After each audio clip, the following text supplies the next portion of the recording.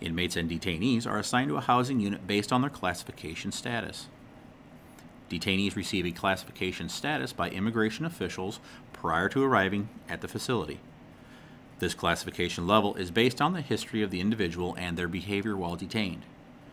Detainees may request a review of their classification level by writing a request to ICE using the forms provided to them in each housing unit. Inmates receive a classification status after being interviewed by a classification officer shortly after being processed into the facility.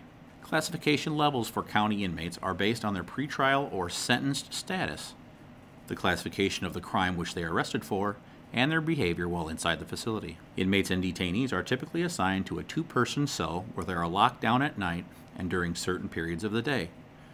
During most of the day, afternoon, and evening, inmates and detainees are free to be in the day room of the housing unit or may request to use the gymnasium. Throughout the day, while not on lockdown, inmates and detainees may participate in a variety of activities. Each housing unit is stocked with a variety of games and reading material. There are telephones available in each housing unit for inmates and detainees to use. All telephone calls are subject to monitoring at any time except for privileged calls to attorneys or other legal entities. Inmates and detainees may purchase telephone time through the commissary, or they may make collect calls subject to them being accepted by the called party. All inmates and detainees have access to law library material through a LexisNexis computer system. Inmates and detainees may also request to be taken to the library where there is a wide variety of reading material in various languages. Inmates and detainees may check out books and take them back to their housing units. Inmates and detainees may send and receive an unlimited amount of correspondence.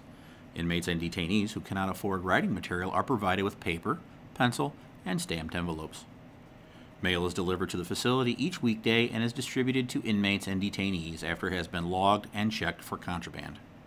Mail that contains sexually explicit photographs or drawings or gang-related material will be placed in the inmate or detainee's property.